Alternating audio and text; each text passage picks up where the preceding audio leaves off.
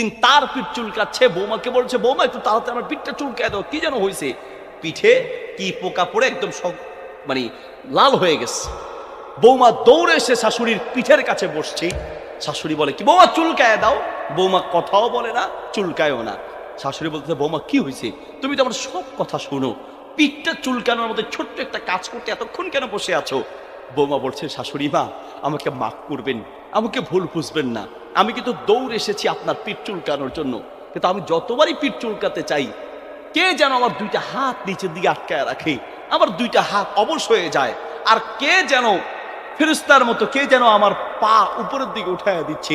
শাশুড়ি মা আমি হাত দিয়ে চুলকাতে চাচ্ছি, আমি হাত উপরে উঠাইতে পারতেছি না, আমার পা আপনার পিঠে উড়ে যাচ্ছে। শাশুড়ি বলছে বৌমা পা দিয়েই আমার পিঠে চুলকায়া দুইটা লাথি দাও, এটা তোমার দোষ না, এটা আমার কপালের দোষ। আমি যে আমার শাশুড়ির সাথে বেয়াদবি করেছি তার শাস্তি আজ আমাকে পেতেই হবে, ঠিক কিনা? একদিন তার পিঠ চুলকাচ্ছে, বৌমাকে বলছে বৌমা একটু তাড়াতাড়ি আমার পিঠটা চুলকায় দাও। কি যেন হয়েছে, পিঠে কি পোকা পড়ে একদম মানে লাল হয়ে গেছে।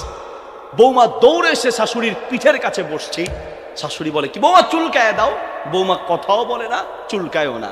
শাশুড়ি বলতে বৌমা কি হয়েছে, তুমি তো আমার সব কথা শোনো, পিঠটা চুলকানোর মধ্যে ছোট্ট একটা কাজ করতে এতক্ষণ কেন বসে আছো?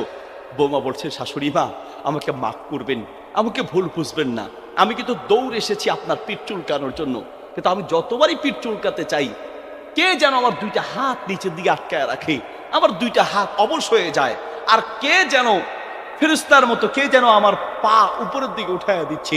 শাশুড়ি মা আমি হাত দিয়ে চুলকাতে চাচ্ছি, আমি হাত উপরে উঠাইতে পারতেছি না, আমার পা আপনার পিঠে উড়ে যাচ্ছে। শাশুড়ি বলছে বৌমা পা দিয়েই আমার পিঠে চুলকায়া দুইটা লাথি দাও, এটা তোমার দোষ না, এটা আমার কপালের দোষ।